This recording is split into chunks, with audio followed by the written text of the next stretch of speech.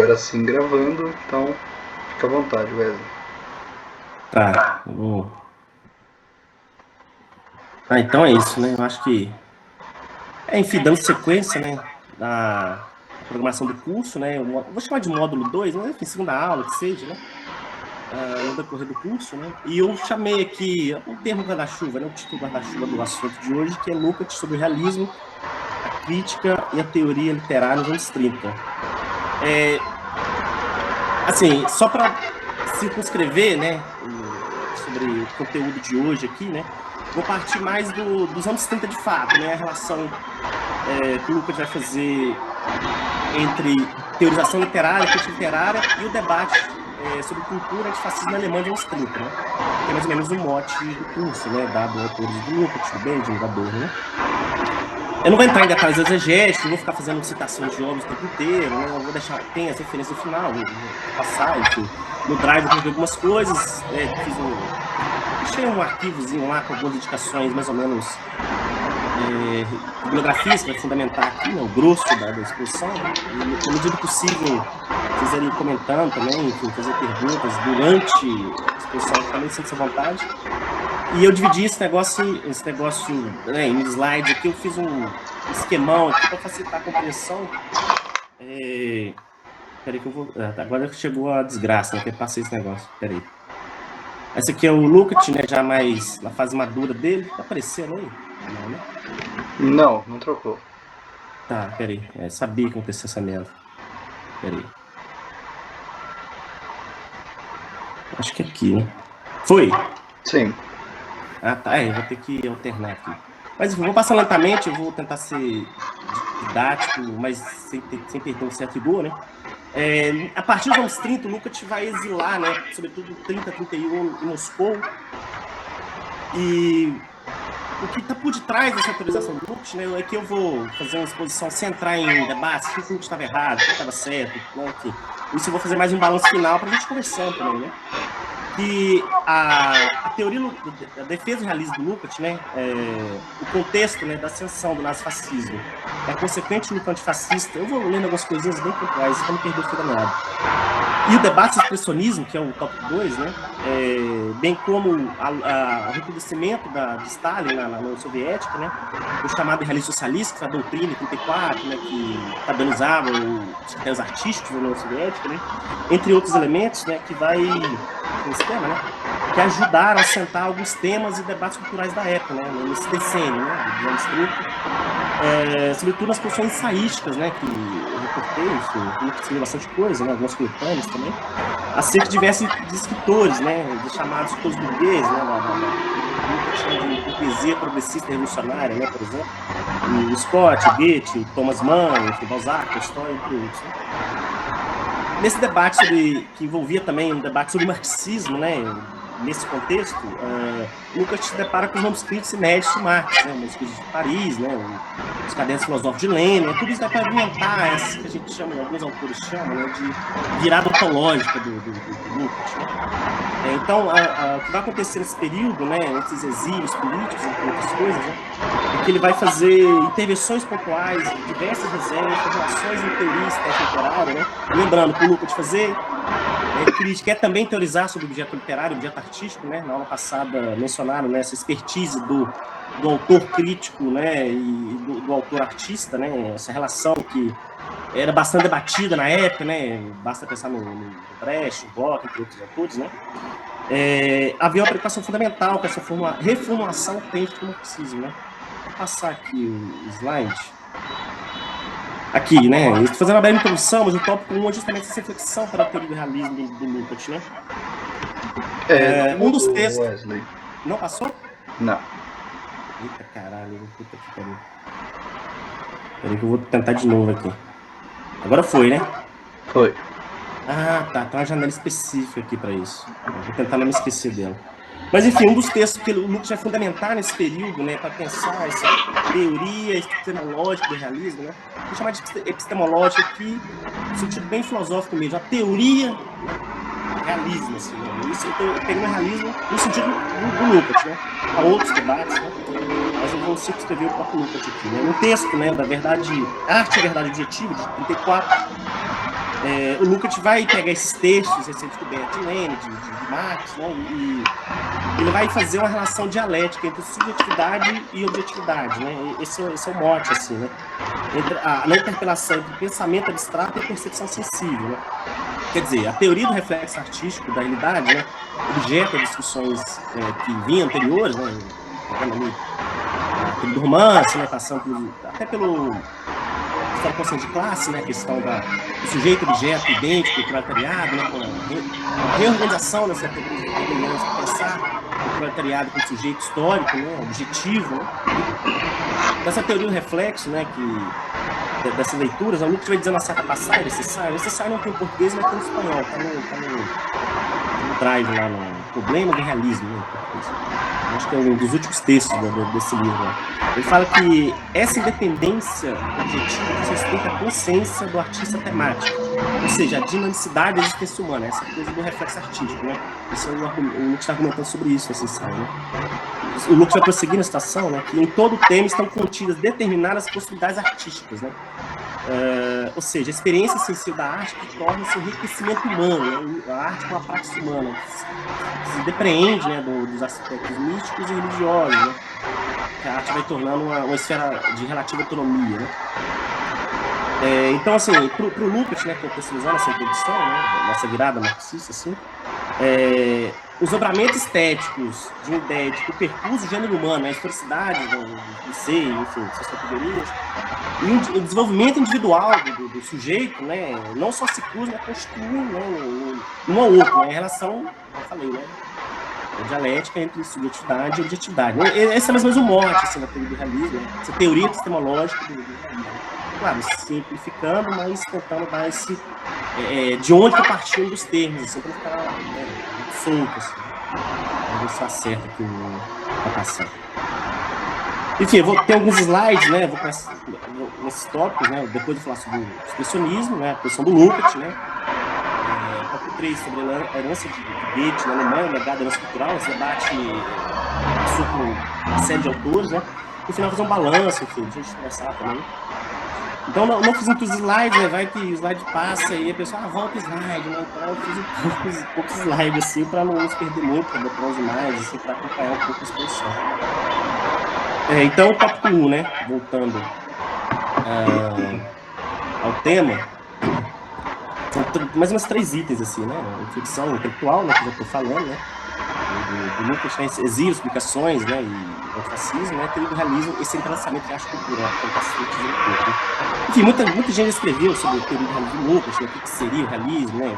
Os fundamentos, etc. Então, circunscrever dentro desse autor intelectual ativo, né? O filósofo em ação nesse debate. Então, nesse trabalho de crítica cultural, crítica literária, né? Ou seja, o cara em ação, pegando as ondas, etc. Né? Os objetivos são diversos, né? Mas nem todos são entrelaçados, né? O Lukács queria marcar a posição, né? Enfim. Há também uma série de vamos dizer, coletivos, mas grupos, né, de escritores, intelectuais, enfim, de emigrados alemães, né, na época, que estavam tentando debater os rumos da Alemanha e, consequentemente, os rumos da humanidade, dada a ascensão ao nazifascismo. Né? Enfim, o problema é que esse imperativo do realismo que é enfrentado pelo Lukács, enquanto pressuposto de uma arte que ultrapasse seu próprio tempo de criação, ou seja, esse aspecto humanista da literatura e da arte como um todo, que imprime na cultura de uma época essa grandeza, né? Ou seja, que no espaço do tempo, é um passo que expressa uma particularidade vivida de um momento, né? Um tempo histórico determinado, né? Esses elementos. Então, o Lukács vai colocar que as obras de arte surgem da vida com produtos particulares de um proceder peculiar. Isso é mais ou menos óbvio, né? Isso não foge muito à regra, né? Mas esse foco no pensamento em cultura e assimilação estética e filosófica, né? Que no caso o objeto do Lukács é literatura, né? Perceptível na produção dele, que não descolada de acertos, erros, enfim, autocríticas, né? Entre presente e passado, né? Eu acho que em 33, se não me engano, 31 na verdade, né, já na União Soviética, ele torna um dos principais membros da chamada Liga de Escritores Revolucionários, né, que é uma organização literária vinculada à Associação Internacional de Escritores Revolucionários da União Soviética, né, não é só de soviéticos, tinha vários autores franceses, alemães, né, autores europeus. Né. No exílio em Moscou, né, em 31, ele toma contato com várias revistas socialistas e antifascistas, né? Uma delas vinculada a essa associação, né, que é a Curva Esquerda, no português, eu vou falar os nomes em português aqui, né? Que é um periódico dessa liga, né, um dos principais periódicos, né? Lá ele escreve uma série de resenhas e textos, né? Alguns nem tem tradução, mas enfim, os principais traduziram, nem que seja de segunda língua, né, de segunda mão. Nesses textos iniciais que começa a fazer uma teorização sobre o realismo, né? De uma forma em contraposição ao modernismo. E lembrando, né, a rejeição do modernismo do Lukács não é só aqui, né, das vanguardas, né, toda a querela lá aqui do Thomas Mann, Kafka, né, isso já está antes, né, só que o Lukács começa a entrar por outros caminhos, né, então esse debate é muito sutil, assim, tem muitas nuances aí, né, enfim, sobretudo no debate do expressionismo, né. Porque, segundo ele, né, nessas revistas, esses artigos, né, ele vai estar teorizando sobre o realismo em contraposição ao modernismo, que, segundo o Lukács, o modernismo ele vê o modernismo como esse descolamento da totalidade social e da prática social dentro da luta fascista. Por isso a rejeição do modernismo, esse tom político muito claro, assim, né, só para adiantar um argumento, né. Um desses primeiros artigos, né, que ele vai escrever chama Tendência ao Partidarismo. Não vou entrar em detalhes, enfim, isso tem em português, dá para procurar, né? Ele vai falar sobre partidarismo literário e literatura de tendência, né? Outro artigo, outros textos, né, em outras revistas, né, que ele projeta divulgar as opiniões de escritores exilados, né, a posição dos escritores frente ao fascismo, os problemas da arte, os rumos da arte, e, consequentemente, os rumos da comunidade.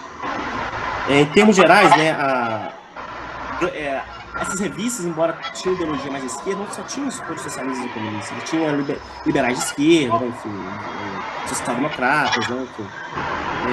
Tanto que uma das principais revistas, anos 30, né, dos emigrados alemães, que é a revista Das Volks, né, a palavra, assim, né, que é onde o debate dos expressionistas aparece, né, e é um dos principais problemas, assim, né, que nunca tinha.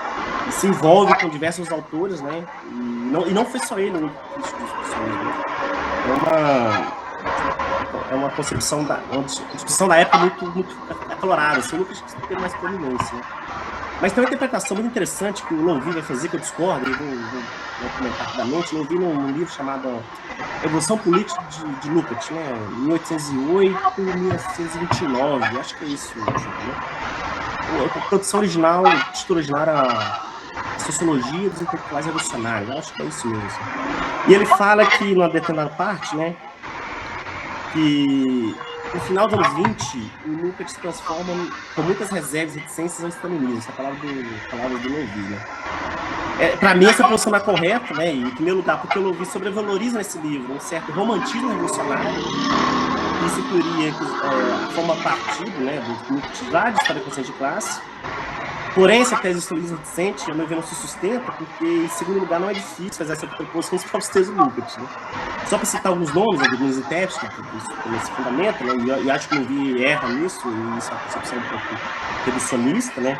O Tertúlia, né, que foi um comentador importante, o Brini, enfim, no Brasil tem autores que trabalham nisso, né, que não reduz a terminologia chamada ortodoxia, embora no debate sobre o modernismo, por exemplo, há uma posição mais ortodoxa ali. Mas isso não se coloca muito como stalinista, propriamente, né. Claro, né, o contexto soviético também imprime algumas nuances que eu vou mencionar dentro do possível aqui, né. Eu acho que um ponto importante, né, que o Lukács deixa implícita, né, mediante aquela perseguição sofrida na União Soviética, perseguição, aliás, que ele foi preso, quase foi fuzilado, inclusive, na União Soviética. Claro isso. Então, nesses ensaios, né, ele vai oscilando ali, né, algumas situações, e citar o realismo literário se transformasse em um realismo político, né. Essa linha é tênue no Lukács, de fato, mas estamos não entendendo outra figura como o Lukács stalinista, por exemplo, naqueles anos 30, né. Um dos principais textos que viu o Lukács chapa branca, para vocês dizer, seria o Romance Histórico de 36, né, mas em breve eu falo disso. Tem um livro que não é traduzido, mas está em inglês, eu botei no Drive também, disponibilizado, que chama Grandes Realistas Alemães, século XIX. Esses textos lá, né, são redigidos entre 35 e 50. Esse livro é um livro acabado, né? Um livro que organizou, prefaciou, um livro em conjunto, né? Dá para ler na integralidade, assim. Não é a coletânea póstuma, por exemplo, né?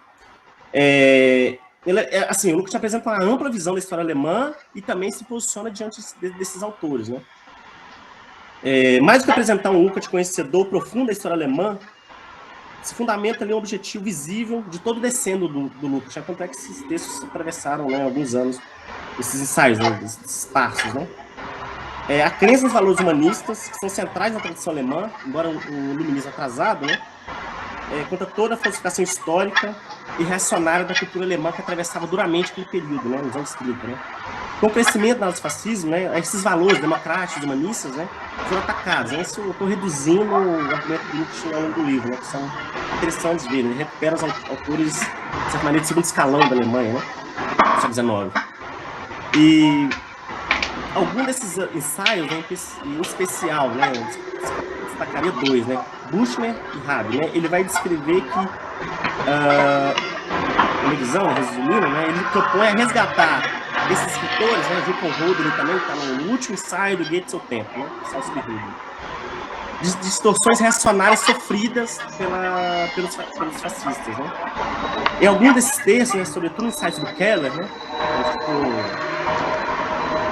suíço mais radicado na Alemanha, né, serviram-me como oportunidade de elaborar sua posição intelectual, né, ao passo que abriu o caminho para declarar sua expectativa conjuntural, entre outras, né, mesmo em tempos adversos, desesperançosos, quando tais expectativas enfrentavam adversidades profundas e irreversíveis, né, e nunca tinha um caminho só, né, o caminho da democracia e do socialismo, né, mesmo naqueles tempos difíceis. Então, nesse sentido, esse realismo, né, literário, a teorização que tinha bastante conhecida sobre o realismo, né, mais ou menos sabido isso, o realismo não se trata, isso, né, já entrando no conceito, não se trata de uma reprodução fotográfica de um referencial externo, mas como compreensão particular de dinamicidade da própria realidade. Né? E citando um trecho de outro texto do Lukács, né, em português se chama O que é o Novo na Arte, né, um texto de 1940, onde ele é questionado, né, se o seu realismo seria um realismo que estaria nos moldes do século XIX e estariam aferrados a eles, e, portanto, tudo que viesse depois da decadência, rejeitado, enfim, caso modernismo, ele vai dizer que o grande realista pode reagir negativamente ao plano político, moral, etc., diante de muitos fenômenos da sua época, frente à evolução histórica, sem deles deixar de se posicionar em detrimento da sua própria ideologia. Né? Mais ou menos esse foi o argumento do Lukács nesse texto. Né? Mas o grande realista, né, aspas que o Lukács tinha, né, está vinculado ao modo mimético peculiar que se dá, né, nessa concepção dele, né, contramão dos treinamentos das sociedades efetivamente configuradas. Né? Daí ele recupera os autores da tradição humanista pregressa, né? E ele atravessa a história, né? Dante, Shakespeare, Goethe, Balzac, né, e esses canônicos do Lukács. Quer dizer, se o realismo do Lukács consiste nesse enfrentamento dessas formas heterogêneas da vida e contraditórias do cotidiano, através dessa particular interpretação da sensibilidade, né? Mas os exemplos dele quase todos são da literatura. Né? Esse traçamento de subjetividade e objetividade no caminho presente, né, para ele tem um ótimo claro, né, que é justamente fazer com que a literatura, nesse sentido, pudesse fazer uma luta de trincheiras no âmbito da cultura alemã e seu destino. Né? Isso se dá, por exemplo, nos ensaios do realismo, né, que eu acho que tem uma certa introdução, só sei que alguns ensaios introduzidos, né, mas enfim, apenas referências, dá para consultar, assim. Ele vai contrapor o aspecto panfletário da literatura, né? Ele fica criticando o realismo soviético, o realismo socialista, né? Bem como a técnica da montagem. Para ele, né, a montagem, aquela técnica artística do modernismo, para ele mostra essa realidade fragmentada, um sujeito descompassado, na qual isso se fundamenta a subjetividade fascista. Né? Reduzindo demais o argumento do Lukács, até essa caricatura, mas é um debate que o Brecht e o Bloch entram, né? Vou mencionar rapidamente. Né? Esses são alguns movimentos, porque para o Lukács o realismo vai se dar de que maneira que não importa se fosse popular ou não a literatura, se fosse panfleto ou não, ou disfarçado de experimentalismo formal, que ele sempre rejeitou desde Hameas Formas. Isso não é invenção de James Clear, mas pegar o texto que ele fala sobre o poeta lírico, lá não lembro agora, acho que é o ensaio 3 do Hameas Formas, não lembro agora o título. Ele já mostra os argumentos críticos ao modernismo, só que os argumentos são outros, né? Aquilo é mais marxista, né? Porque, para ele, o realismo se trata de uma captação do movimento histórico, de movimentação. E que ele está pensando em diálogo com Schiller e com Laocoonte, o texto do Leste, né? Sobre movimento, né? Tem um famoso ensaio Narrar e Escrever, né? Que faz essa contraposição entre narração e descrição, né? Eu vou falar isso muito rapidamente no final. Então, esses pressupostos, né, do realismo tem duas frentes aí para sintetizar. Né? De um lado, o realismo soviético, né, o realismo literário, o realismo socialista, de outro lado, o vínculo, né, do modernismo com uma certa pavimentação da subjetividade alienada, estranhada, enfim, que estava ali naquele circuito dos anos 30 na Alemanha. Né? Então, essa teoria do Lukács é a teoria do realismo, uma teoria também política, né? Uma teoria politizada, por assim dizer. Né? Enfim, se quiser alguém fazer alguma pergunta, alguma intervenção assim, no momento, assim, para ficar só eu falando, eu botei algumas obras aqui, enfim, fazer algum comentário. Essa aqui tem um livro do. Você não botou? Krakauer, né? Que escreveu um livro de Libera Hitler, né? Sobre cinema, expressionismo, né? O argumento não é o mesmo, mas é interessante ver, né? Que como o Krakauer, com argumentos mais ou menos psicológicos, assim, tenta traçar uma linha contínua, assim, nesse debate sobre expressionismo, sobre identidade fascista, assim. Tem outras obras que eu coloquei aqui. Essa aqui, 17, né? Do Gross, Metrópole, né? Então, enfim, debate de expressionismo, né? Falar um pouco sobre ele, se alguém tiver algum comentário, alguma pergunta, enfim, fica à vontade, assim. Só para ficar mais claro, só um momento. Claro. Uma pergunta, assim, uma curiosidade mesmo, assim, para saber qual que é o seu pé com esse assunto. Bom, eu não conheço nada de Lukács, para ser sincero. Coisas periféricas de pessoas que usam coisas dele. Teve uma virada ontológica do Lukács, teve sobre realismo e tal. Você faz uma conexão? Você tem uma conexão entre ele e a virada ontológica ou os novos realistas? Você vê alguma conexão entre, tipo, mesmo que seja assim, né, uma conexão histórica, um contraste entre esses dois usos da palavra, que é o do realismo? E outra coisa também, acho que ficou claro, mas eu só queria ficar mais claro ainda,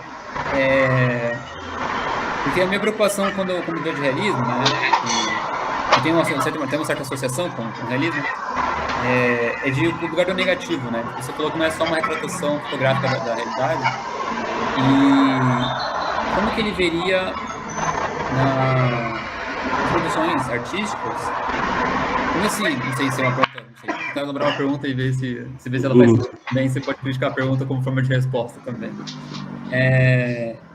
Como é que ela consegue se expressar na arte, assim? Como é que você consegue colocar esse negativo? Como é que você consegue colocar esse realismo não só como uma aceitação, nem mais pensando numa postura revolucionária, né? Como é que você consegue...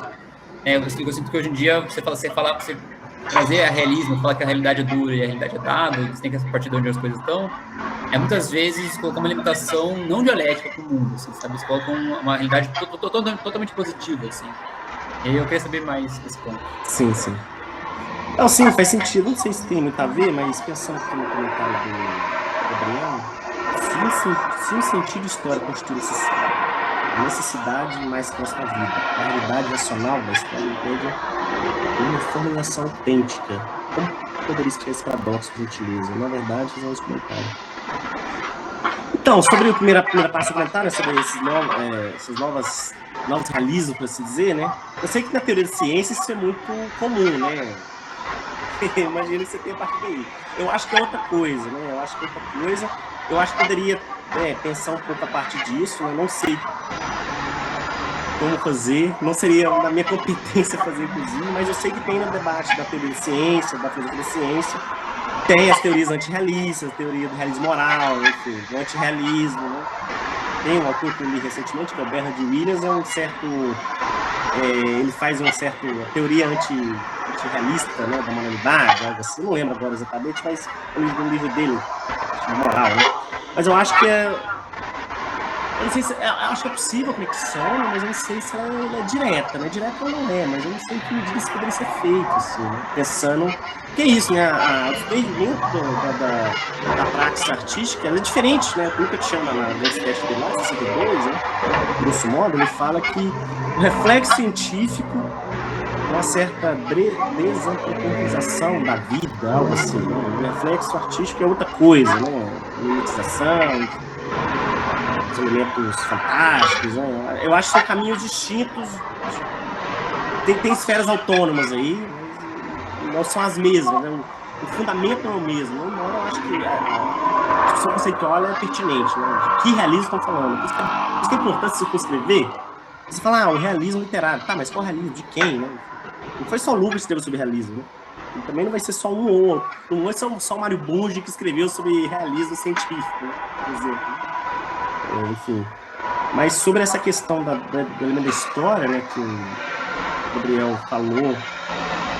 Então, essa é a contradição que o Adorno vai chamar o Lukács, que ele fala que quem perdeu uma certa razão na história foi o próprio Lukács, né, quando ele escreve Discussão da Razão, né, que o Lukács teria feito a reconciliação estúpida da realidade, né? Seria uma certa pragmática da realidade, da qual essa aceitação da realidade que emergeria esse aspecto emancipador dessas contradições objetivas da realidade, simplesmente fosse uma aceitação de que o realismo seria buscar um aspecto humanista de uma sociabilidade completamente desumanizada, né? Esse é o argumento do Adorno, por exemplo. Eu acho que dá para entender por aí, né? Porque o Lukács não está fazendo a teoria da história, embora a história é usada como solo para o desenvolvimento da arte, né?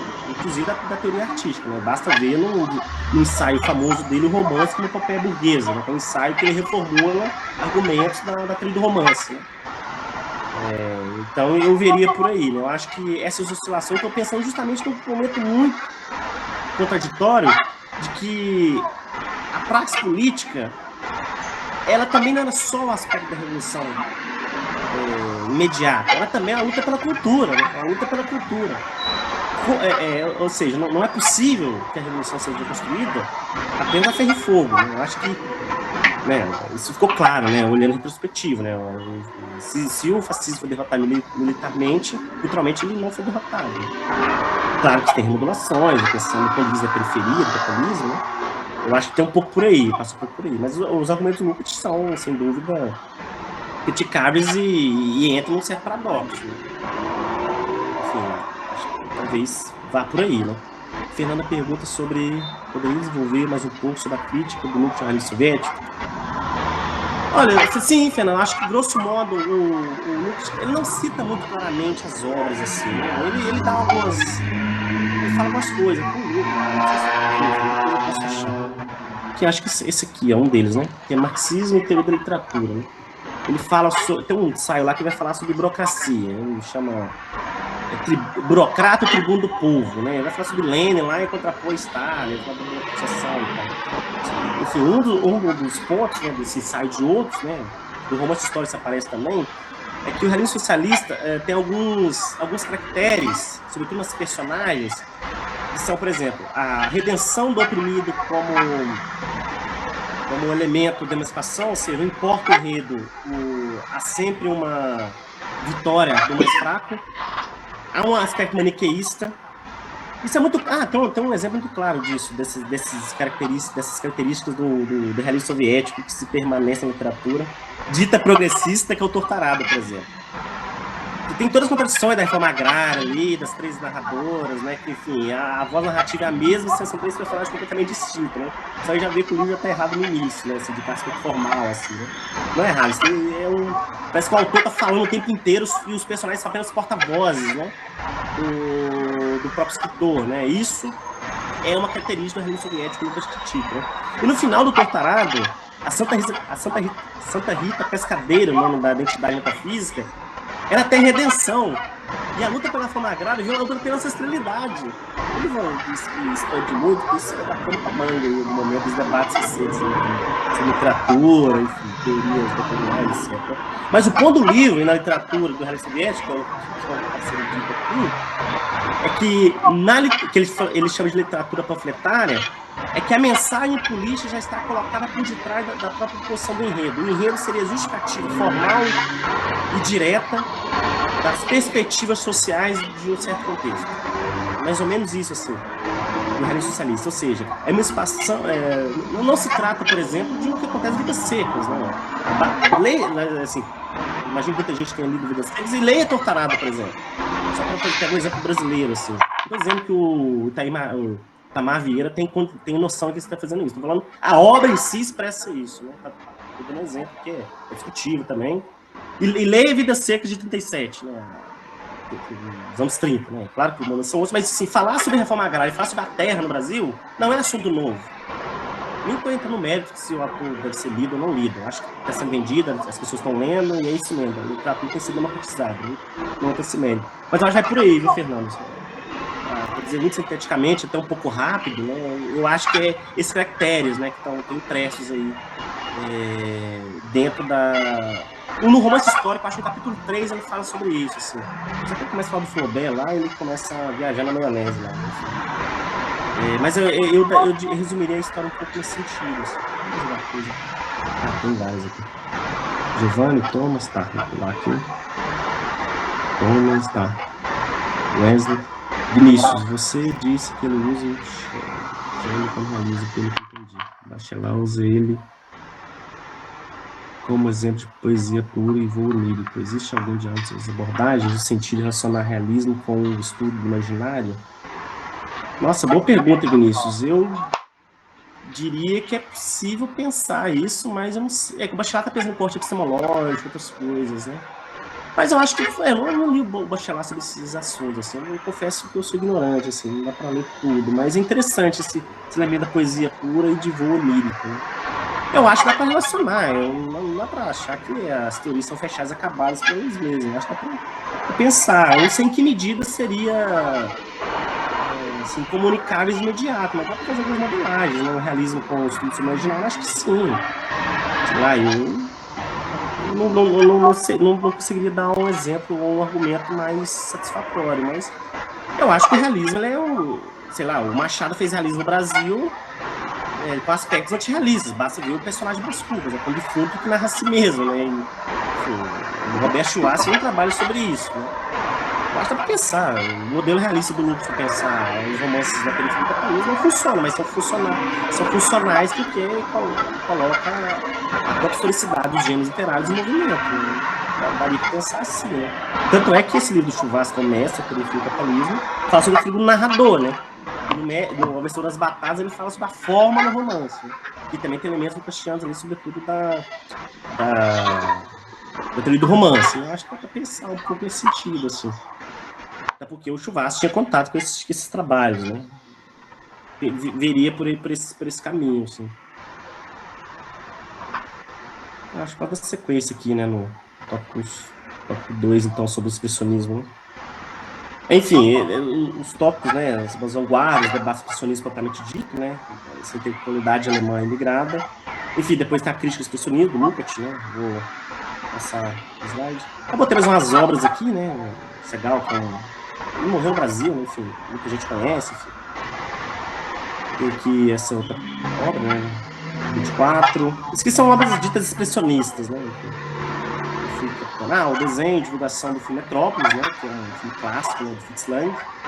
Inclusive, o Adorno, eu acho que teve contato com o Fritz Lang, né, enfim, e algumas literaturas são do que de ver, né, embora seja objetivo aqui. Não sei se alguém viu, acho que algumas pessoas já viram, né, que o Metrópolis tem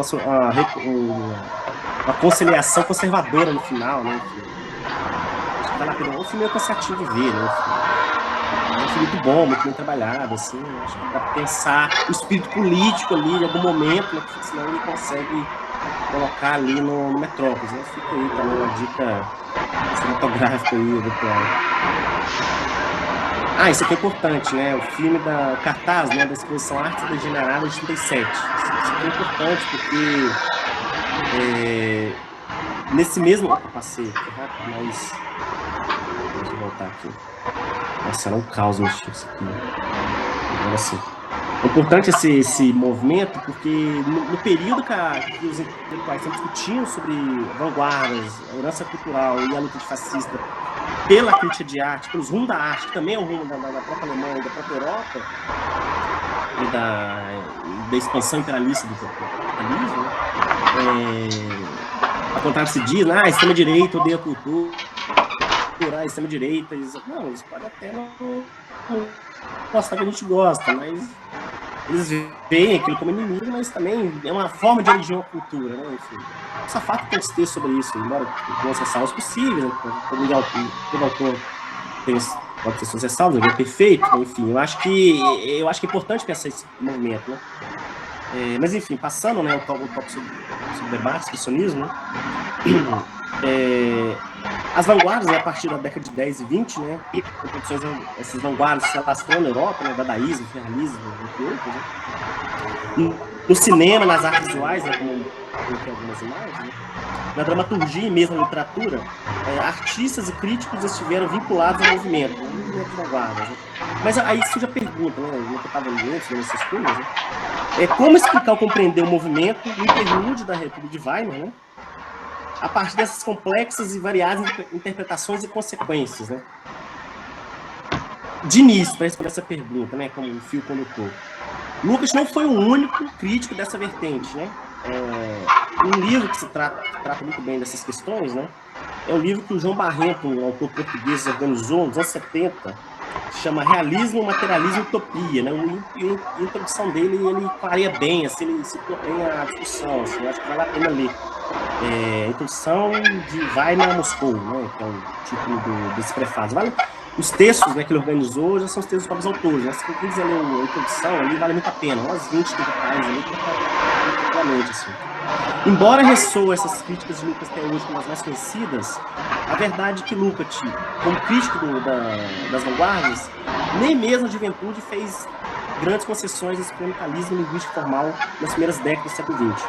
Citando um autor intérprete, né, o Carlos Machado, no livro sobre arte e expressionismo, ele vai dizer que nos anos 30, esta relação de restrição estética se agrega à crítica da visão de mundo do expressionismo, que é generalizada posteriormente a vanguardas históricas. Quer dizer, nesse contexto dos anos 30, né, o Lukács vê o expressionismo como um dos adversários, mas justamente por conta dessa fragmentação de mundo, dessa impossibilidade desse realismo se transformar no humanismo revolucionário, etc. Que a gente está falando, né? Esse é um movimento contraditório que a gente tenta tensionar o tempo inteiro a relação entre historicidade dos gêneros literários e o desenvolvimento do capitalismo, né? Esses dois pontos são importantes. Ou seja, essa totalidade histórica que as vanguardas se insere em diagnosticar, mas é impotente em buscar soluções. E o primeiro texto que o Lukács publica não é, né, nessa revista da Voz. É um texto de 34 chamado Grandeza e Decadência do Expressionismo. Nesse texto, é publicado na revista vinculada àquela que eu falei, a Associação Internacional das Literaturas Nacionais, né? Ele vai fazer uma caracterização meio por cima, assim, quando ele entra na obra, assim, quando vai analisar as obras Casagrande, ele fica bom, mas quando ele começa a teorizar, ele mete uns espantalhos muito estranhos, assim. Ele fala que o expressionismo apresenta uma crítica da apologética indireta no atraso alemão, mas que, né, enfim, essa crítica indireta recai numa difusa crítica do presente, entre aspas, né? E ele fala que avaliar o expressionismo alemão, né, ele chega a associá-lo, ele associa o movimento do expressionismo a um desenvolvimento do fascismo, né? Ele argumenta que o movimento expressionista era o paralelo literário da política do Partido Social Democrata Alemão, que mantinha uma hostilidade subjetiva em relação à Primeira Guerra Mundial e ao capitalismo, embora permanecesse ineficaz na objetividade, abstrato e subjetivista. Ele vai fazer uma considerações aqui que a gente chama de filosofia da vida, entre outras coisas, né, que, segundo ele, né, como as filosofias de Bergson, Simmel, Dinter, o Lukács vai considerar que o expressionismo é a consequência de algo maior que acontece no interior da cultura alemã, porque isso existe nos anos 20, né? Ou seja, isso antes da seção efetiva do fascismo, embora o artigo seja de 34, fazendo quase que uma recapitulação argumentativa que ele quer chegar aqui, durante esse processo de fascistização dos anos 20, né? Basta ver a solução conservadora do Metrópolis, né? A posição crítica ao expressionismo nesse texto, né, estou sintetizando o texto aqui, os principais elementos do naturalismo que ele vê como antecedente do expressionismo, né, ou seja, a assimilação da sociedade burguesa, segundo ele, a importância do naturalismo enquanto escola paralela ao realismo, né, tanto é que a posição famosa entre Zola e Balzac, né, está na raiz de escrever, essa importância do naturalismo emerge paralelamente ao surgimento da classe operária enquanto classe para si. O segundo ponto, ele mostra que alguns escritores e poetas expressionistas, né, conservadores, como Jobs Godfrey, né, que é um poeta lírico expressionista, talvez o mais famoso, né, que aderiu de peito aberto ao movimento fascista, no partido, né, haviam se voltado para as ideologias reacionárias, ou seja, eles teriam aderido, né, e então nunca usa esses exemplos para falar, olha, tá vendo como a ação é paralela? Então isso significou, o terceiro ponto, né, do Lukács, uma posição irredutível, né, do partido autor ao chamado marxismo, né, que envolveu diversos confrontos com os marxistas, né, Ernst Bloch, para quem, né, no caso do expressionismo, havia sido importante inspiração numa fase de seu desenvolvimento, né, do próprio movimento histórico alemão daquele período, né, que haviam diversos autores, escritores, artistas que aderiram ao movimento expressionista, que estavam atuados ao Partido Socialista, outros, né. E o quarto ponto, né, em consequência, a posição de Lukács nesse sentido, com a grande discordância de Brecht, lembrando, os textos do Brecht, embora eles fossem dos editores da revista, ele não publica os textos lá, ele fala que a polêmica não era bem-vinda, não era necessária, etc. O Brecht vai falar que o texto realista clássico era a expressão da ideologia burguesa dominante que Lukács fazia a questão de assumir a posição de paradigma, né?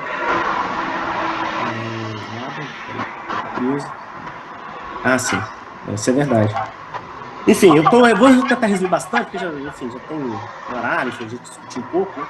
Mas enfim, todo esse argumento, né, na exposição da arte degenerada de 37, segundo Machado, né, este acontecimento é importante para se compreender os antecedentes históricos políticos imediatos à querela da revista. Segundo Machado, estou citando aqui para ajustar um pouco as arestas, a exposição de Munique foi apresentada também em outras cidades alemãs, Berlim, Leipzig, Hamburgo, entre outras, né?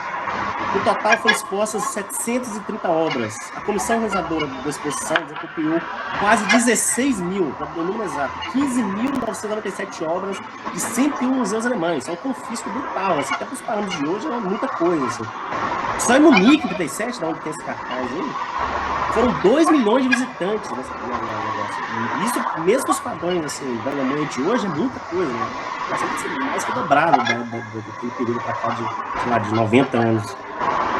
Ou seja, né, o debate que está na revista ali, né, os antecedentes políticos, né, o Brecht vai chamar a teoria do Lukács de formalista, né, embora o teatro brechtiano também fosse acusado de formalista, de didatismo, né, no Brasil. A obra do Vianinho, do CPC, do Centro Cultural no Brasil, também fosse objeto de crítica, né, olhando hoje, né, por esses mesmos argumentos, né, que eu falo um pouco sobre isso, na Camargo Costa e Tete, né, do teatro brechtiano no Brasil, né, só para tentar pilotar a discussão, né. Enfim, lembrando, o Lukács também é um dramaturgo, né, só que o Lukács vai responder dizendo que, não, meu realismo não é as formas do passado, se trata de um paradigma na qual essa herança burguesa, revolucionária e progressista faz parte dessa herança cultural da qual a gente luta para uma sociedade emancipada, né? Quer dizer, a importância fundamental surge aqui da posição de Lukács, vista por outro ângulo, né, da frente aqui de Brecht, eu passei muito rapidamente, mas está nesse livro do João Barreto, né, que eu mencionei, né? Se juntava a essa crítica ao modernismo, né, de outro lado, como a enfática defesa do modelo realista. Por isso, a crítica ao expressionismo. nesse debate do final dos anos 30, né, o principal texto do Lukács aparece na revista, nos últimos volumes da revista, já no meados de 38, a revista encerra em 38. No texto, trata-se de realismo, né, que é o texto mais famoso do Lukács, né, nos volumes finais da revista. Né? Lembrando, os volumes iniciais tem outros autores que usam argumentos ainda mais eloquentes que o Lukács. Né? O Brecht fica puto, não quer discutir, o Bloch fica lá respondendo os caras lá e tal. Em 38, o Lukács vai dizer que o realismo não reside na ruptura formal nem na fragmentação da experiência, da qual os personagens faz parte. Mas na capacidade de representar a realidade social com totalidade histórica contraditória. Né? Daí essa defesa, né, do Lukács do realismo. Então, assim, não dá para entrar no argumento do Bloch totalmente, né? Eu acho que vale a pena ver, assim, tem no mesmo livro, né, do colecionei, está nas referências lá no livro, capítulo da modernidade estética, né? Tem os anexos lá, são os textos traduzidos, né? São textos muito bons, assim, da revista, né? Mas o Bloch entra com 2 textos nessa revista. O primeiro texto é discussões sobre o expressionismo, né? E o expressionismo está agora. Esses 2 textos, se eu não me engano, é publicado naquele livro dele, chama Utopia, alguma coisa, não lembro agora. Mas são textos depois reúnem num livro do Bloch, mas o livro mais famoso do Bloch, não lembro agora, eu esqueci de anotar aqui. E um desses textos, o Bloch vai dizer que, embora a leitura do texto seja aconselhável e instigante, Bloch nota, isso é importante, que em primeira citação, né, em nenhuma linha, segundo Bloch, encontra citado um pintor expressionista, Markle, Lode, Kandinsky, Gross, Dix, né, né, não estão presentes, são palavras de Bloch. De fato, o Lukács na busca por esses princípios mais generalizantes, né, não realiza aquilo que preconizava, né? Ou seja, ele não analisa as aulas particulares, mas ele extrai a consequência. Ele já entra com argumento e usa alguns exemplos pontuais para justificar a sua escolha, no teórico. Né? Muita gente faz isso, né? Chama espantalho. Né? Na visão do Bloch, né, a decomposição formal que o expressionismo usava como esse método criativo não era um subjetivismo, mas uma resposta à própria desagregação do real e do mundo moderno. Né? Enfim, não dá para avançar no nome do Bloch, mas o Lukács vai dizer, nesse texto, em resposta, fazendo esse bate-bola aqui, né, que o debate não seria entre arte clássica e arte moderna, né, mas entre a concepção de realismo quanto as correntes de vanguarda. É daí que surge a pergunta central no texto do Lukács, né? Quais correntes representam o progresso histórico real na literatura? Ele vai dizer o realismo, evidentemente. Por isso o texto trata de realismo. Né? Se o realismo constitui um verdadeiro avanço literário, né, pensando na do Lukács, enquanto as correntes modernistas expressam limites ideológicos e estéticos na sociedade capitalista, Lukács fundamenta o argumento de que os autores e teóricos da vanguarda ignoram os escritores do realismo. É por isso que o chamado progresso literário não coincide automaticamente com a inovação formal. A montagem como método das vanguardas, usando os argumentos do Lukács, né, seria o ponto culminante da rejeição do realismo, segundo o Lukács, do ponto de vista desses escritores e artistas do expressionismo. É assim que o Lukács conclui o argumento, já que as vanguardas fragmentam a realidade, pois a própria arte se tornou estilhaço que impede a apreensão dialética dessa totalidade social e dever histórico daquele contexto. Enfim, adiantando um pouco, né, mesmo na reedição desse texto do Lukács, na coletânea posterior, ele não volta atrás, mesmo com essa expansão da arte regenerada. Ele bota uma nota lacônica em si, dizendo o seguinte: olha, mesmo dobramento histórico nazistas não invalidam o argumento, não todo, etc. Foda-se, meu argumento tá aí, vocês debatem aí. Mas enfim, eu vou passar o slide aqui, deixa eu ver se acerta de novo. Agora foi. Esse aqui é a foto da entrada da exposição de 37, né? Enfim, alguém quiser comentar uma coisa, uma questão, vou ver se tem uma coisa no chat aqui, não sei se eu perdi alguma coisa aqui. Vou abrir aqui. Porque curioso, não, se eu falei, eu não lembro agora, 7h55. Se quiser, comentar, não lembro porque curioso. Talvez ele tenha. Muitos não estavam criticando o expressionismo enquanto paralelo da política fascista, depois subiu a cabeça fascista da expressionismo. Sim, Ada, tem isso. Tanto é que esse texto é de 38, né? Ele faz reconstrução e mostra um pouco isso, né? Tanto é que ele cita alguns autores, poetas, enfim. Enfim, até ele não menciona, mas enfim, algumas obras que por exemplo, Metrópolis, né? Eu não acho que o filme Metrópolis é fascista, nada do tipo, que a Ligares seja fascista, também não chega a isso. Mas a solução conservadora que se tem, né, nesses audiovisuais, né, sobressalta, né? A conciliação de classe, né? Claro, olhando de hoje é mais fácil concluir isso, né? Mas eu acho que sim, tem esse elemento, né? Enfim, essa virada, assim, sem dúvida. Vou passar aqui, tópico 3, né? Herança gotiana na Alemanha e legado da herança cultural, né? Enfim, então, isso que eu vou ser mais breve, assim, embora seja mais complexo também, né? Mas acho que dá para pavimentar um pouco, assim, né? Nesse exílio em Moscou, nos anos 30, né? O Lucas estava exilado, aí o Lucas estava sobre literatura e está ali mandando o pessoal pro Google, lá, as artes sendo dirigidas pelo partido, né? O cara está falando sobre herança cultural e literária, né? Nesse período surge o romance histórico, né? Que é o livro mais denso do Lucas nesse período, né? É o livro mais acabado, mas ele publicou muito de ensaio nesse tempo, tá? Como eu já tinha mencionado, né? O pressuposto fundamental é de base histórica, né? Ou seja, escrito e publicado na União Soviética, ele vai buscar uma tipificação marxista dos gêneros literários. Basicamente, esse é o pressuposto. E de como o realismo e essa transição literária do novo realismo pode ser um auxílio à própria mudança de sociabilidade presente. Ele está com uma esperança imensa que na Guerra Civil Espanhola, o que ele chama de renovação do socialismo, né? Enfim, renovou tanto que acabou, né? No texto que precede o romance histórico, né, que é um ensaio importante, que é como se fosse um resumão do romance histórico, né, que chama o Romance como Epopeia Burguesa, de 34, que foi publicado na Enciclopédia de Literatura, que é uma das principais revistas da União Soviética, né? Ele discutiu não apenas a especificidade da forma romanesca, mas o caráter realista submersos às grandes obras literárias de Lançador. Né? Estou pensando desde lá do Don Quixote, né, até enfim, Thomas Mann. Mais ou menos isso, o arco, assim, pensando que o realismo não é um modelo, não é uma forma pré-acabada, mas expressa esses grandes lemas humanos, esses heróis solitários, etc. É uma reformulação marxista da teoria do romance, basicamente, né, como eu já mencionei.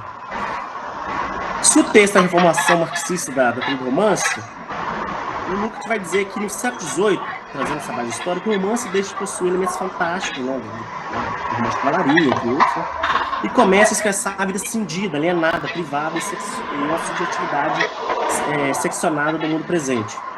O romance expressa essa nova forma da sociedade civil, né, e suas respectivas particularidades. Aqui ele está fazendo a mistura de Hegel e Marx, esse movimento inverso, Marx-Hegel, né? A historização dos gêneros literários é o principal argumento, assim, a principal tentativa, né?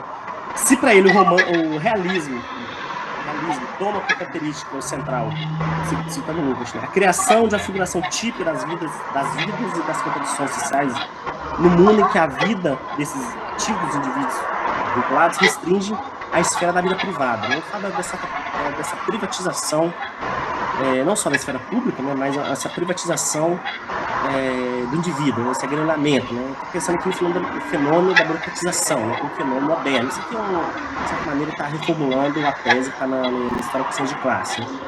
O elemento da reificação. Né?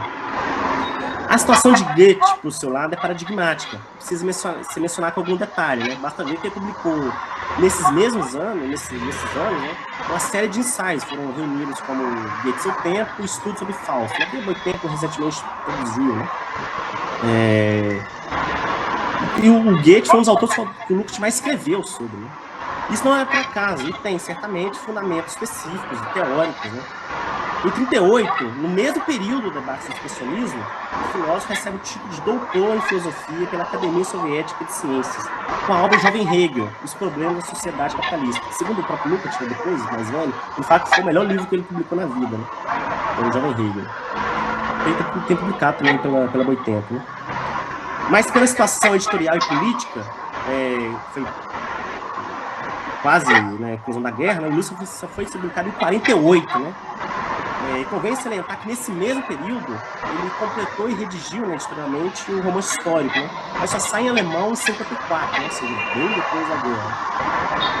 O pressuposto da análise investigar o humanismo democrático e revolucionário, que tem por Goethe como principal escritor, se opõe àquela visão romântica e reacionária, em clara defesa do Lucas, do caráter popular humanista da arte de Goethe. Lembrando, Goethe foi um dos autores apropriados pelo nazifascismo. É essa a luta discutida do Lucas. Na visão de Lukács, então, citando, né,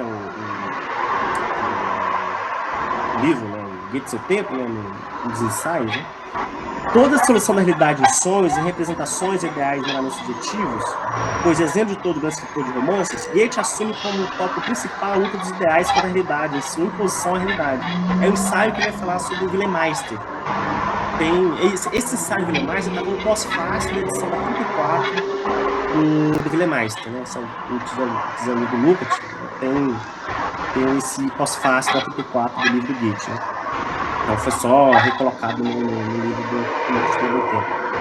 Lukács enxerga esse contraponto artístico literário plasmado a partir das assimilações das contradições concretas, no termo dele, da sociedade burguesa, né? Essa base objetiva, né, o espírito lukáciano, ao fazer essa releitura de Goethe, é de contrapor duramente a interpretação reacionária, como ele diz no prefácio, já nos anos 30, que foi publicado só em 47, ele diz: de Nietzsche a Spengler, Clages, Chamberlain, Rosenberg, entre outros, passando os intérpretes de crítica literária daquele momento, inclusive alguns autores vinculados ao expressionismo da ala reacionária, Goethe foi convertido, segundo Lukács, né, de maneira reiterada em fundador da visão de mundo dominante de cunho irracionalista e hostil ao desenvolvimento e ao progresso. Né? Essa é a luta do Lukács desfascistizar o Goethe, Rudel, essa turma toda aí. Em outro nível, no ambiente da filosofia, no âmbito da filosofia, acontece com o jovem Hegel, por isso que é importante. Você quiser fazer um estudo de Lukács sistemático nos 30 e paralelo a essas questões, vale a pena ler não só Goethe e seu tempo, mas o jovem Hegel junto com o romance histórico. Acho que aí a tríade fica mais acabada. Essa é a minha hipótese, né? Então, todo mundo falando prefácio Zé Paulo Neto falando a mesma coisa dos anos 70 e debate no ano, né? Redigido em paralelo a Goethe e seu tempo, junto ao jovem Hegel, né? Esse denso trabalho do jovem Hegel, no caso, né, Lukács aponta que a preocupação hegeliana está em torno da Revolução Francesa, desdobramentos do pensamento iluminista tardio na Alemanha. Segundo Lukács, né, o ponto de partida filosófico e político é o iluminismo, mas ao mesmo tempo, né, você com o Lukács já passar um pouquinho maior, mas acho que sintetiza um pouco, né? Capítulo 2, eu acho, do livro, eu só botei na página aqui. A condição mais avançada da França é a correspondente diferenciação bem mais nítida das classes, o caráter mais resoluto e claro dessa luta de classes, fizeram com que ali os iluministas mais significativos se tornassem ao natural os ideólogos da preparação para a Revolução Burguesa. Como na Alemanha a Revolução Burguesa não constava de fato na ordem do dia, a influência dos iluministas franceses sobre ela foi muito mais difusa e dividida do que na própria França. Acho que isso ajuda a entender um pouco a posição de Hegel na argumentação de Lukács, inclusive do Hegel, né? Ou seja, na análise do filósofo alemão, né, o Lukács vai dizer, na análise de Hegel, né, que essa ampla assimilação dos fatos históricos e conjunturais foi ponto central, que inclusive ajudou no desenvolvimento da fenomenologia do espírito, né, que é até onde o Lukács mais ou menos chega assim, na análise, né, do livro. Mas no romance histórico, o ponto central da análise é justamente a situação de atraso da Alemanha, que possibilitou também que os elementos realistas funcionassem não só nas sociedades mais avançadas, que era a Inglaterra, a França, mas nas periferias, né? Tem uma parte que ele fala, olha, se o realismo encontrasse um declínio no final do século XIX em algumas regiões da Europa, só foi possível que esse realismo se ressurgisse na figura de Tolstói, por exemplo, a partir do atraso russo, né? Então, o Lukács está mais ou menos usando a torção política para a literatura que o Marx fez fora da vida sobre a possibilidade da revolução acontecer na Inglaterra e depois ele faz a revolução na Rússia. O movimento está mais ou menos parecido, assim. Acho um pouco mais claro, assim. A situação da formação hegeliana nas questões sociais, né, no argumento de Lukács, nós citando ele, os representantes mais significativos desse humanismo clássico, né, a citação de Lukács, sobretudo em Goethe e Schiller, são também perceptíveis. tem um ensaio do Lukács também, nesse mesmo período, sobre o humanismo de Goethe-Chile, eu acho que é isso, debate, alguma coisa assim. Também é um resumão do que vem a ser o Jovem Hegel, né? Então, veja, alguns ensaios do Lukács, uns resumões, assim, que ele ajudou, né, dos estudos que depois ele publica como livro mais acabado, né? O Lukács vai dizer, seguindo o argumento, né, que o problema referente ao modo de como a estrutura absolutista feudal na Alemanha deveria ser modificada pela Revolução Francesa aflorou para Hegel dali em diante, não como questão geral da filosofia da história, mas como problema político concreto. Né? Isso, esse é o nome do ensaio, Rodrigo, bem lembrado, exatamente. É um ensaio interessante, assim. Tem em português, enfim, fácil achar. Então, o Lukács vê esse elemento da história, da filosofia da história hegeliana, os elementos da literatura de Goethe, para compreender não só o desenvolvimento dos gêneros literários e essa historização marxista deles, é justamente para contrapor, a partir do paradigma do realismo, ou da teoria do realismo, esse legado da herança cultural que pode ser, ou deve ser na luta política, emancipador e não objeto da reação, né? Ou seja, do reacionário, da justificação de mundo cada vez mais torpe e obscurantista, né? Mais ou menos esse pano de fundo, né? Por isso que o Lukács, né, como eu falei, né? Essas posições que o Lukács oscilantes, né?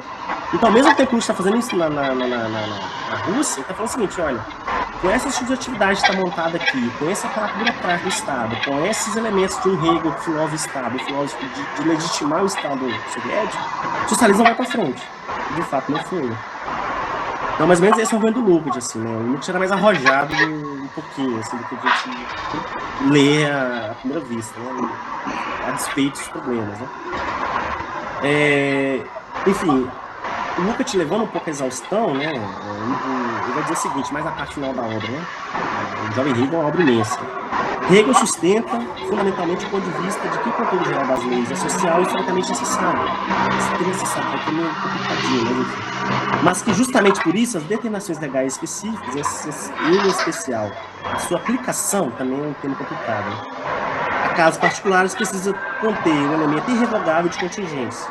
Ou seja, antes de formar uma teoria literária que postule que o autor seja uma visão, né, traga consigo uma visão legitimadora de mundo, trata de ler o inverso. Né? Esse é o momento do Lukács, nessa ensaística dos anos 30. Né? E daí também a polêmica na revista sobre o expressionismo, etc.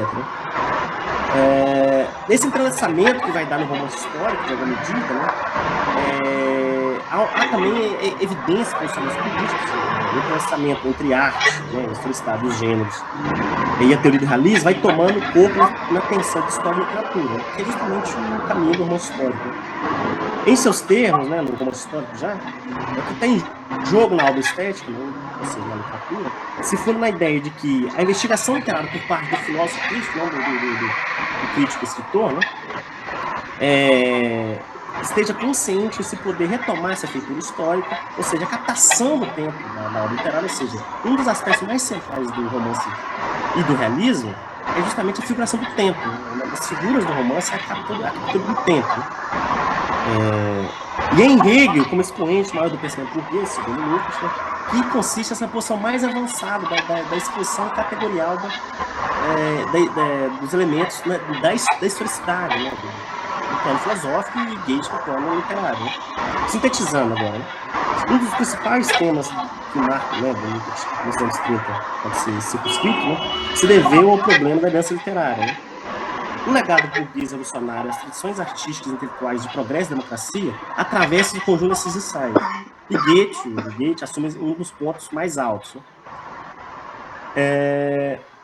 O livro paradigmático de Goethe, né, o Dilemais, como eu mencionei, né, só para pegar um exemplo, né, apresenta como ponto médio, né, o termo que eu uso aqui na produção, né, representa entre a configuração romântica do desdobrar-se a si mesmo, da subjetividade, impotente frente à realidade, e cínica a educação do homem para a realidade burguesa. Né?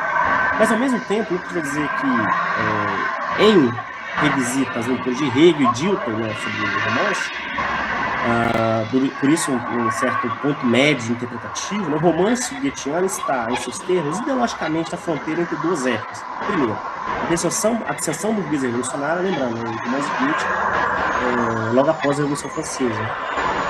embora seja trabalhando um pouco antes, né? E o Rodrigo, os outros colegas podem ter citar melhor o contexto. Né? E, por outro lado, anterior à crise do realismo pós-1958. Pois o romance adquire sua natureza enquanto figura, segundo os termos do Nietzsche, né? A crise trágica dos ideais burgueses da humanidade até o início de sua extrapolação por ano utópico do quadro burguês do seu desenvolvimento.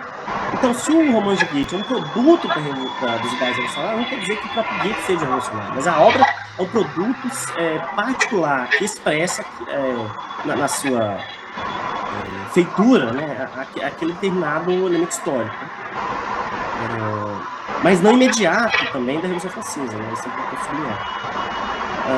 Enfim, por isso que o Goethe, né, tenta buscar uma saída, não sei se eu estou pulando com o Lukács, mas tá lá, que a sociedade da Torre era uma fuga realista com os elementos antirrealistas da sociedade burguesa que não teria uma saída a não ser revolução, mas o Goethe não foi possível vislumbrar essa revolução. E esse é mais ou menos o ponto interpretativo que o Lukács vai buscar a partir dessa leitura dos autores e pensadores do chamado pensamento burguês revolucionário, né? E por isso essa luta de trincheira do Lukács para nesse legado da herança cultural contrapor as ocupações fascistas e, consequentemente, um elemento político para a busca de emancipação, porque se na União Soviética os autores burgueses eram tratados como reacionários e racionalistas, do outro lado um argumento similar e, claro, de outras matrizes eram tomados também como na Alemanha nazista, né, como legitimadores, né, no caso de Hölderlin talvez seja mais paradigmático, assim, né? Então daí esses elementos que eu destaquei, né, dessas obras, que tanto o Hegel quanto o Goethe significam dois paradigmas, né? Como a gente falou, né, no Fluminense, acho que na aula passada o Renato tinha mencionado, né, o Rodrigo também tinha mencionado, essa duplicidade do escritor com o crítico e do crítico com a feitura filosófica, né? Então o Lukács estava atento a isso, embora, né, o debate expressionismo mostra o Lukács alheio, na visão do Bloch, na visão esquemática e superficial do expressionismo, mas no fundo o Lukács estava buscando um argumento que também criticasse aquele fenômeno da burocratização soviética, embora essas generalizações em busca dessa especificidade filosófica também oscilassem, né? O tempo está avançando, já são 8h20, alguém quiser comentar alguma coisa e tal, enfim. Posso um pouco mais curto, mais um balanço mesmo, tentar fechar algumas coisas, fica à vontade, assim. Se quiser comentar alguma coisa, uma dúvida, algo que ficou claro, assim. São 8h18 aqui.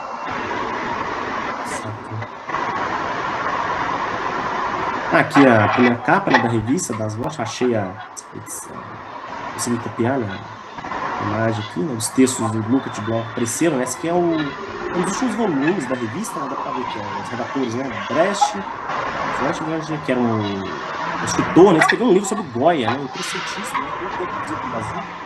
Willy Breda, né, que é um dos autores que o Lukács tinha bastante, né, como expoentes dessa literatura de tendência, uma literatura de proletária, né, chamado realismo socialista, né. Manda ver, Rodrigo.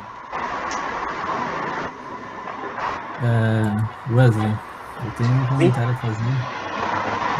É curioso essa herança goethiana do Lukács, porque ele está em 3 frentes, né?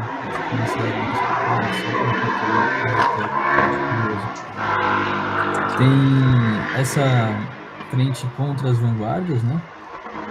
Tem uma segunda frente contra o fascismo, e também tem uma terceira frente que é contra o realismo socialista. Sim. Para também o Congresso Internacional de Escritores Soviéticos, que instituiu o realismo socialista como arte,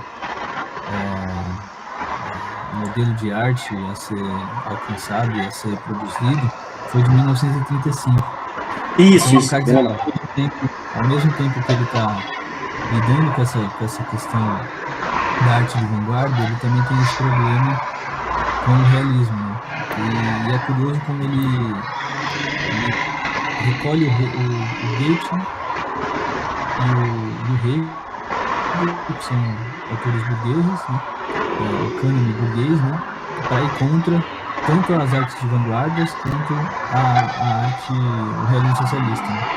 E aí tem, acho que aí uma colocação que eu coloco para você pensar também, é como talvez o princípio que aponta tanto a essa duplicidade de críticas no Goethe seria o conceito de classicismo.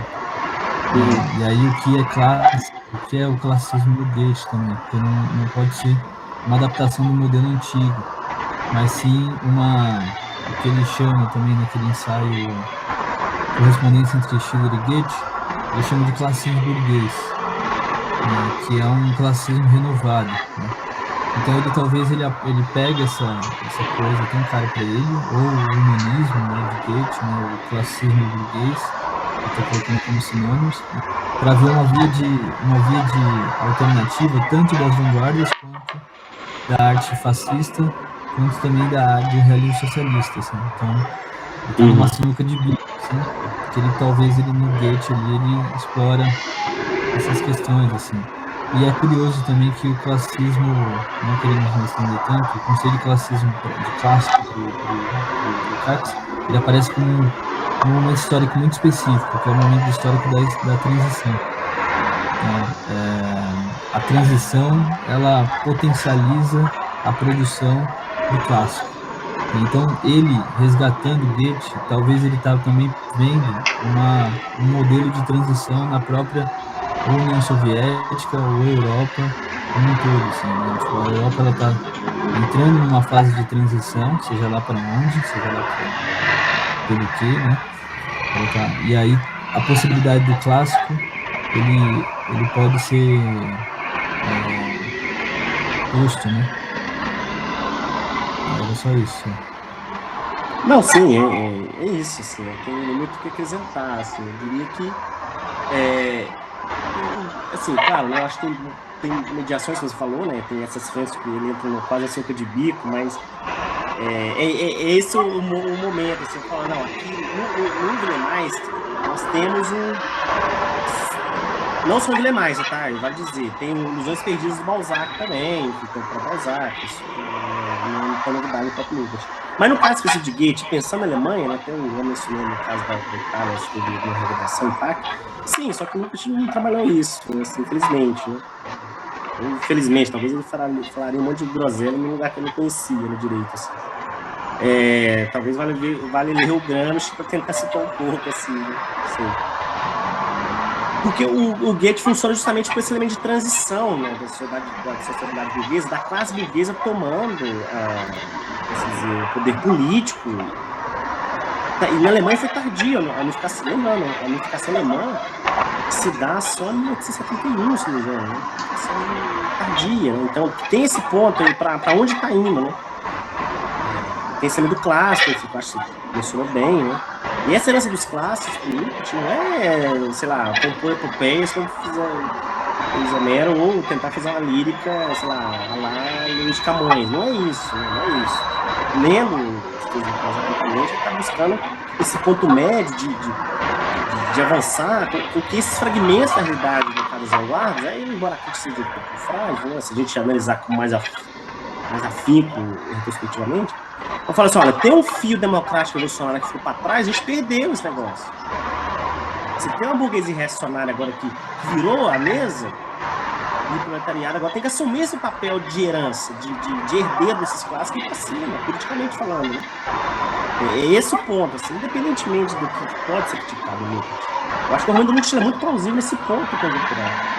Claro, você pegar um texto, sei lá, Thomas Mann ou James Joyce, aí não vai funcionar, né? Eu acho que tem que ter Thomas Mann, tem que ter Joyce, tem que ter Kafka, tem que ter Proust, tem que ter Machado de Assis, e vão para cima, né? Eu acho que olhando hoje, pensando nisso, né?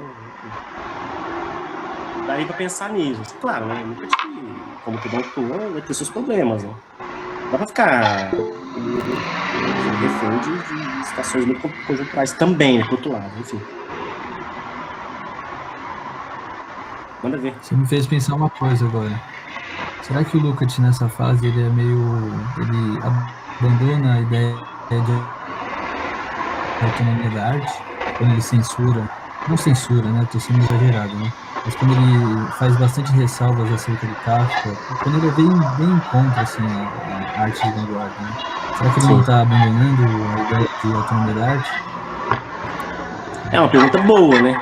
Quando ele tem um texto dele que é a visão subjacente das vanguardas, é o texto antes desse famoso ou, né, de junção ou ali, né? Thomas Mann, do Kafka, etc.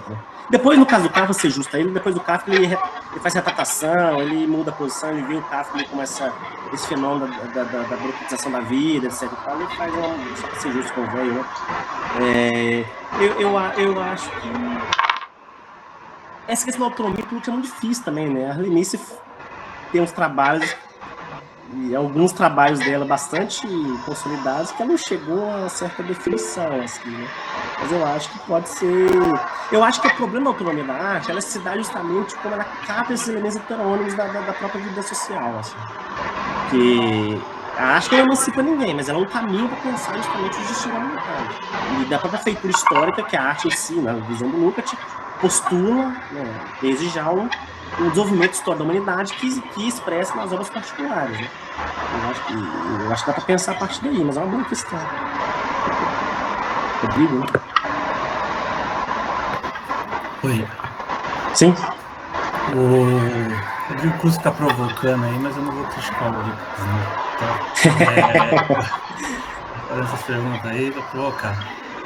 Eu vou fazer uma pergunta assim, cara, bem simples, assim, de quem também não entende muito do Lucas, mas fica à vontade, porque às vezes a pergunta simples ela é até mais difícil de responder, assim, porque Sim.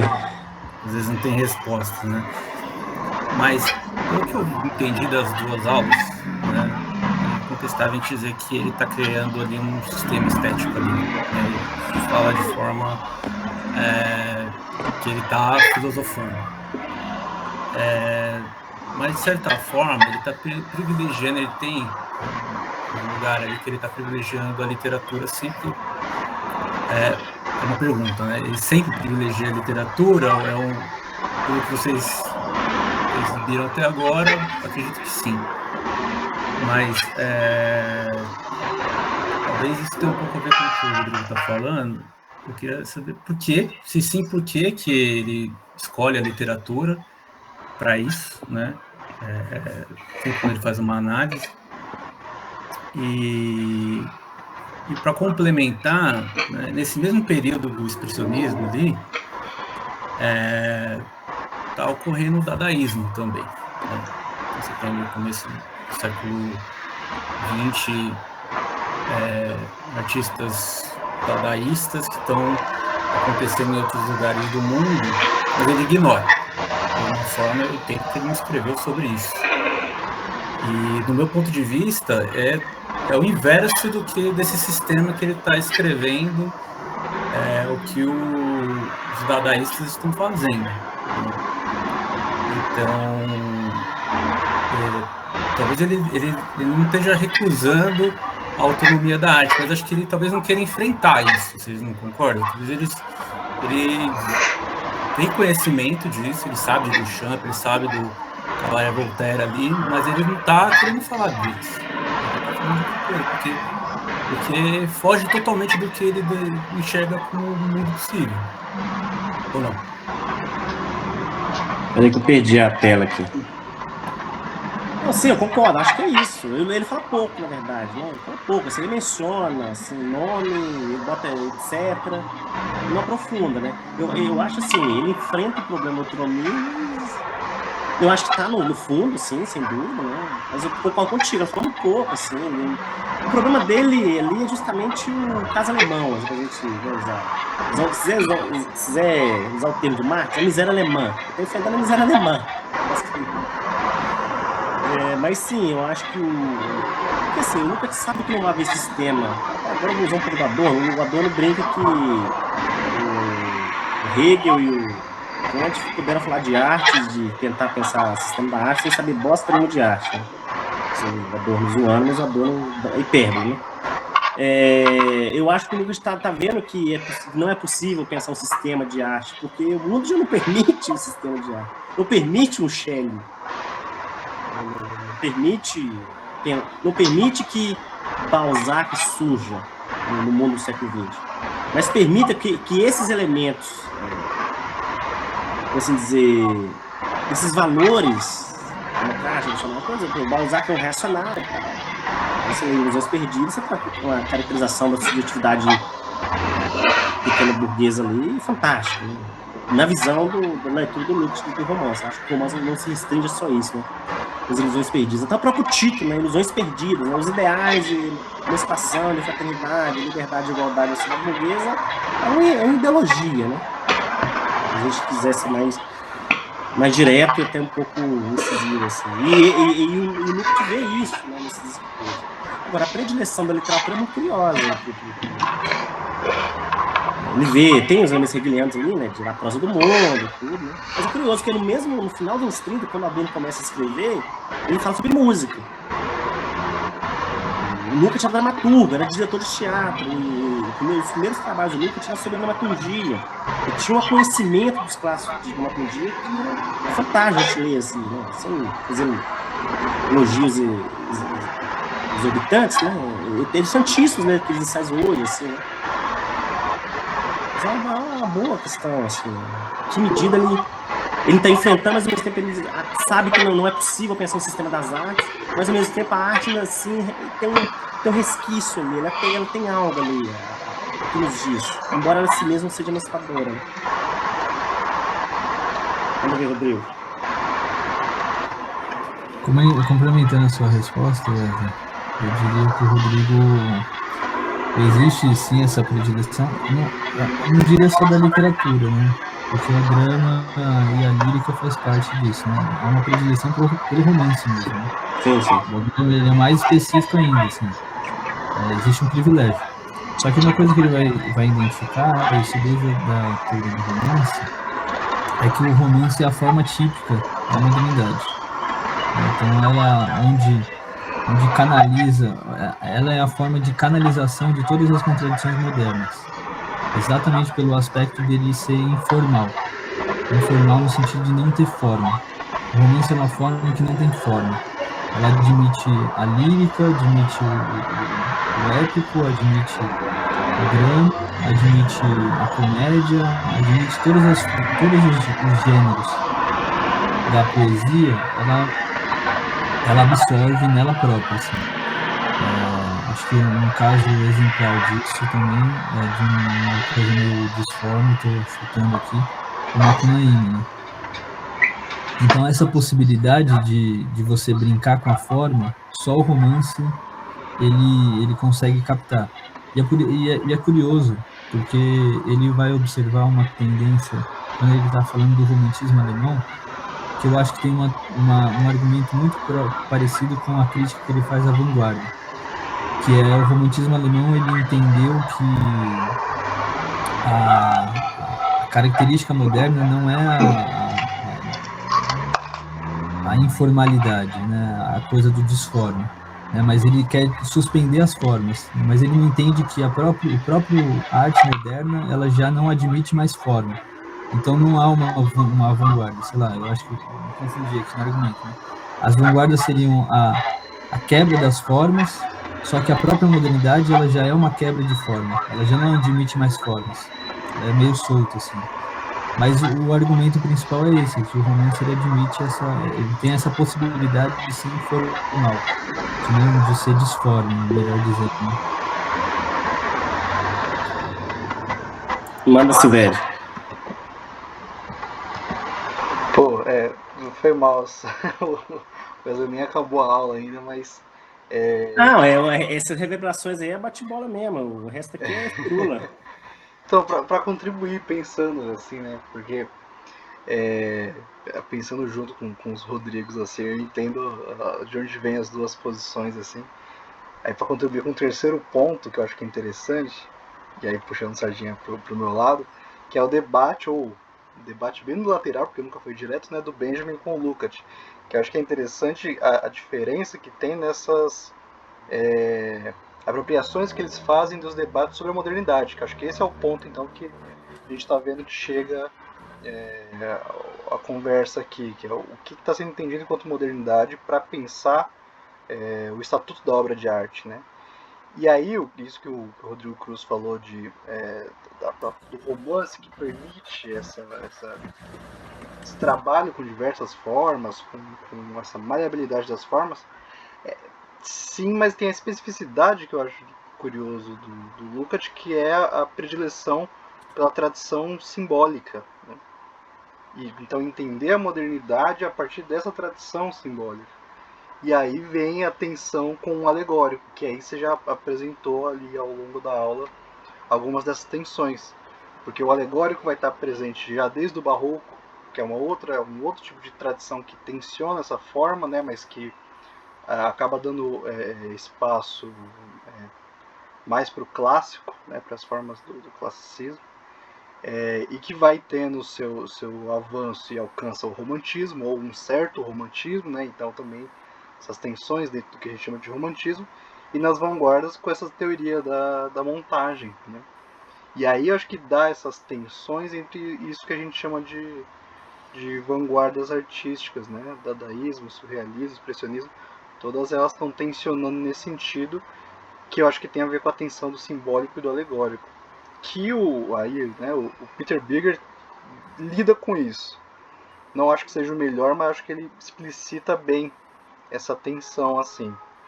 Só que aí é que a gente vê, acho que tem a ver, enfim, a minha contribuição é essa, né? Esses dois pontos, de pensar o que é a obra de arte na modernidade e pensar essa tensão do simbólico e do alegórico, que eu acho que diferencia bem, assim. E aí, enfim, não é discordando, né? Mas acho que contextualiza mais o debate do Lukács, assim, torna a coisa bem rica e não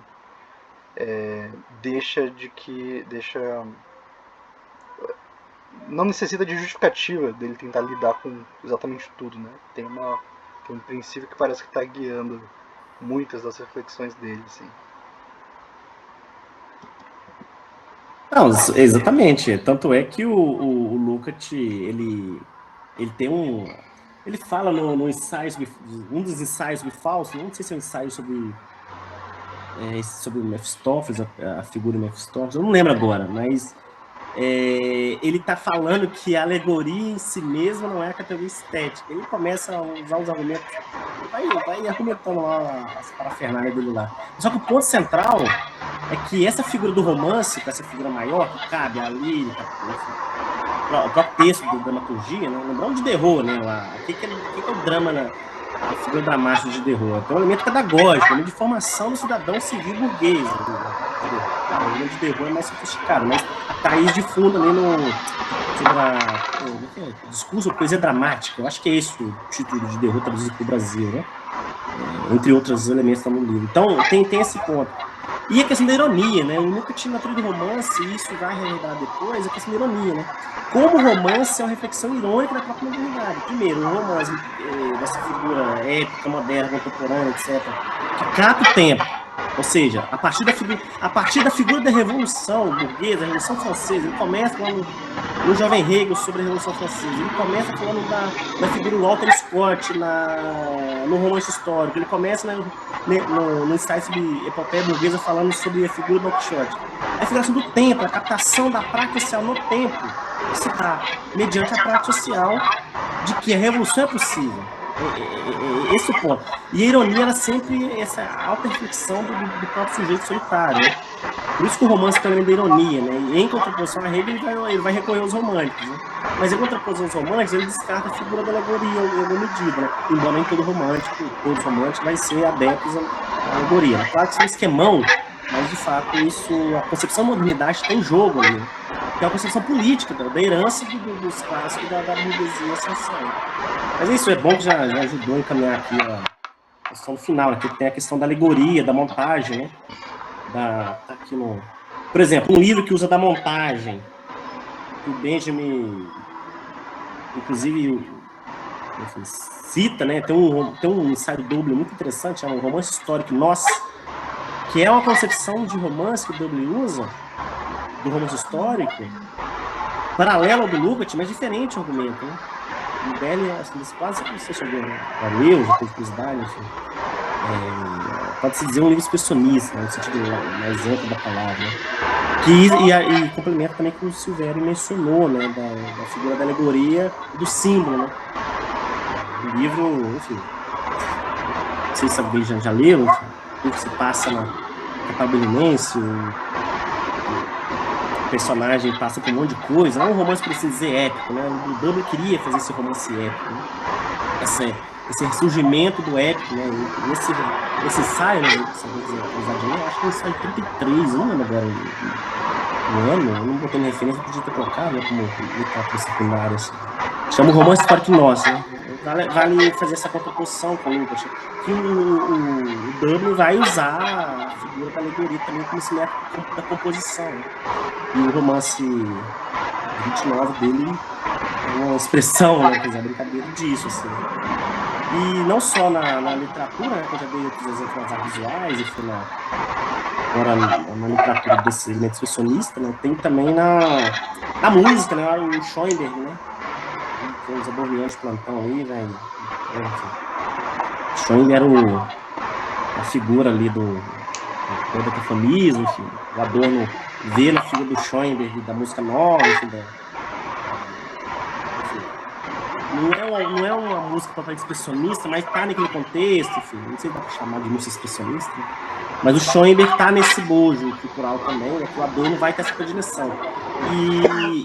No romance Doutor Falso, do Thomas Mann, né, o Schoenberg é mencionado, há uma correspondência dos dois, enfim, do Thomas Mann com o Adorno tem, eu acho que o Schoenberg é mencionado, não lembro agora, mas tem um ensaio do Lukács que ele fala sobre Thomas Mann, que chama Tragédia da Arte Moderna, que esse livro tem em português. Está na coletânea sobre Thomas Mann. E o Lukács fala que a influência do Schoenberg na figura do Adler, né, que é um correspondente do personagem lá e tal, o músico, né, enfim. Ele fala que não, o Schoenberg ali não é isso não, é outra coisa. O Schoenberg entra ali como um fantasma, assim, ele tenta tirar o Schoenberg da jogada, assim, da concepção musicológica do personagem, assim. Claro, não é muito esquemático aqui, mas para mencionar que o debate é mais amplo, né, vai para a música, né, vai para outras artes, não só figurativas ou pictóricas, mas vai se expandindo também, né. O Luiz Rodrigues mencionou também sobre a questão do romance. Tem, como eu falei, do Adorno, que vai discutir música justamente nos anos 30, né? O Adorno é um pouco mais jovem, né? Ele começa a discutir já no final dos anos 30 ali, algumas situações. E é curioso pensar, né? Por que um vai para a música e outro vai para a literatura? Essa forma épica moderna, né? Que englobaria a poesia, o texto da liturgia, né? Tem mais alguma coisa aqui. Esqueci que eu coloquei aqui. Aqui, enfim, as referências, vou passar aqui rapidinho, né? Se alguém quiser perguntar uma coisa, comentar. Enfim, à vontade, hein? Algumas delas tá tudo no Drive, essa maioria, enfim, aqui é só para mostrar mesmo que foi usado na base aqui, não vou estender muito, já são quase 9 horas já. Tem algumas aqui. Aí é isso, obrigado pela atenção. É esse negócio bonitinho aqui, tiozão, né? É isso aí. Para compartilhar aqui, valeu. Tira esse negócio aqui.